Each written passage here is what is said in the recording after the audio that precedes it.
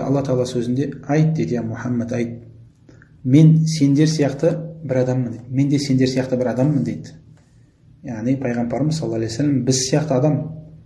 Ода пайғамбарымызда рубубия сифаты жоқ, ғайыпты білмейді, құлшылыққа лайықты емес, бір сияқты біз сияқты адам. Маған сендердің құдайларың жалғыз құдай екендігіне уахи етілуде дейді. Яғни тек қана айырмашылығы бізбен пайғамбарымыздың саллаллаху алейхи вассалам айырмашылығы, оған уахи түсті. Не деген уахи? Маған құлшылық қылыңдар деп па? Жоқ. Жалғыз илахтарыңа, раббыларыңа ғана құлшылық қылыңдар. Яғни жалғыз құдай екеніне уахи етілуде дейді. Ал ол пайғамбарымыз саллаллаху алейхи вассалам сопылар айтатындай ғайыпты білмейді. Улухия сипаты, рубубия сипаты жоқ пайғамбарымыз саллаллаху алейхи вассалам. Біз сияқты адам пайғамбарымыз саллаллаху алейхи вассалам. Ендеше дейді, кімде-кім Раббысымен жолығуды үміт етсе, онда игі амал жасасын және Раббысына жасаған құлшылығында оған ешбір серік қоспасын дейді. Яғни кімде-кім Аллахпен шынайы кездескісі келетін болса, Аллах Тағала оған разы болып тұратындай түрде кездескісі келетін болса, жақсы амал жасасын және сол амалында Раббысына құлшылығында жалпы серік қоспасын дейді. Бұл бапқа байланысы, яғни кім айтатындай, Саид ибн Джубайр рахимахулла табиғин айтады осы неге байланысты аятқа. Кімде-кім Раббысымен жолығуды үміт етсе, онда игі амал жасасын және Раббысына жасаған құлшылығында оған ешбір серік қоспасын деген сөзді рия жасамасын дейді. Яғни мағынасы бұл уәлә юшрик би ибадати раббихи ахада, Раббысына серік қоспасын деген сөзді рия жасамасын дейді.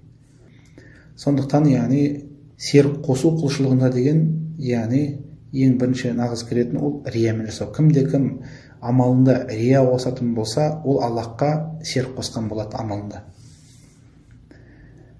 Келесі дәлел Абу Хурайрадан келеді. Хадис радиаллаху анху, пайғамбардың саллаллаху алейхи вассалам келесі сөздерін жеткізген Абу Хурайра. Алла Тағала былай деді дейді. Яғни құдси хадис. Аллах Тағала былай деп айтатын болса, былай деді, Аллах Тағала айтты дейтін болса, оны құдси хадис дейді. Мен серіктердің барлығынан ең мұқтажда болмайтынымын дейді. Яғни пәк аулақпын дейді. Сондықтан кімде-кім бір істе менімен бірге басқаны серік қосатын болса, онда мен оны сол серігімен қалдырамын дейді. Яғни хадис, құдси хадис, Муслим жеткізген хадистің мағынасы, кім серік қосатын болса, амалында ширк істейтін болса, рия жасайтын болса, Аллах Тағала соны тастай береді сол кісіге. Басқа хадисте келеді, пайғамбарымыз саллаллаху алейхи вассалам айтады: "Ида жама Аллаху ал-аувалина вал-ахирин", Аллах Тағала қиямет күні барлық адамды жинағанда дейді, сол кезде шақырушы шақырады дейді, ахалит бәріне айтады дейді, жеткізеді дейді. Кімде-кім амалында Аллахқа жасау керек болған амалында серік қосқан болса дейді, Аллахқа, яғни рия жасаған болса, онда сол сауабын дейді, содан бар болсын дейді. Яғни кім басқа біреу үшін амал жасаған болса, қиямет күні оған шақырушы айтады екен: содан барып сауабын талап ет деп. Аллах Тағала ешқандай риямен қосылған амалын қабыл етпейді. Басқа сәлафтан келеді, егер де амалдың ішінде дейді бұрыштың дәніндей рия қосылған болса, Аллах Тағала оны қабыл қылмайды дейді. Яғни қандай амал болсын, ішіне рия қосылған болса, ол амал қабыл болмайды. Ол амалмен бірге байланысын, оны иншалла баптың соңында айтып өтеміз. Сондықтан осынан қандай пайда аламыз бауырлар? Яғни рия деген нәрсе өте қатер нәрсе.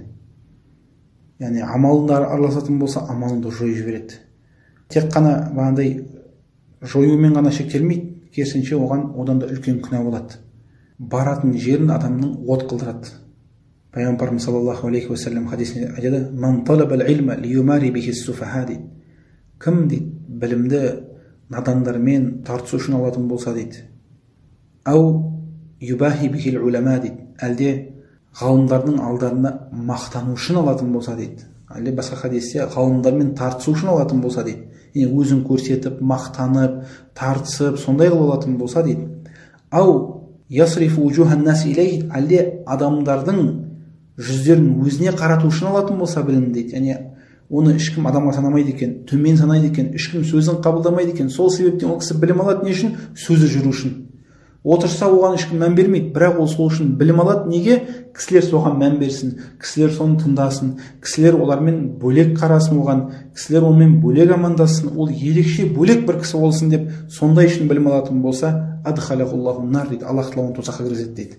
Басқа хадистерде келеді, мынандай жәннаттың иісін сезбейді ол кісі дейді. Сондықтан қатері өте ауыр рияның.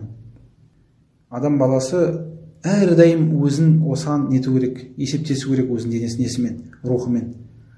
Соған түсіп қалмайын ба, содан қорқып жүру. Сондықтан имам Шафи айтқандай, мынандай ля ярифул рия илля мухлис дейді. Рияны нағыз ықыласты кісі санайды дейді. Рияның қадырын, яғни рия не екен нағыз ықыласты кісі біледі дейді. Өйткені ол өлшеп жүреді, әрдайым қорқып жүреді, амалдарына кіріп кетпесін деп.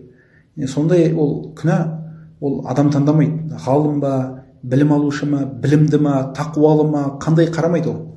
Әрбір кісіге кіруі өте ықтимал. Яғни рия ол не себеппен болады адамда жалпы? Рия деген әсіресе көбінесе бағанадай немен болады? Мақтануды жақсы көретін кісілерден болады. Әлде мақталуды қалайтын кісілерде болады ол.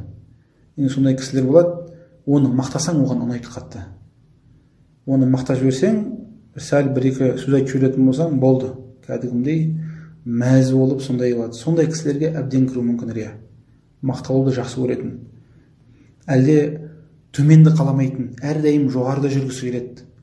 Яғни атақты қалайтын, атақты іздейтін кісілерде болады көбінесе. Болады дегенде кіріп кету ықтимал. Сондай себептермен адамда рия болады. Ол сөзде болуы мүмкін, ол істе болуы мүмкін. Қандай істе болсын, рия деген ол барлық немен кіреді. Тек қана намазыңа ғана емес сенің. Көрсетіп оқуда емес, ол сенің сөйлеуіңде болуы мүмкін. Сөйлегенде, уағыз айтқаныңда, әлде біреуді жақсылыққа шақырып жамандықтан тыйғанда рия кіруі мүмкін. Білім алуда кіруі мүмкін. Бауырлармен бірге жиналып бір Аллахты еске алып отырғанда кіруі мүмкін. Яғни сондықтан адам баласы әрдайым қорқып жүру керек.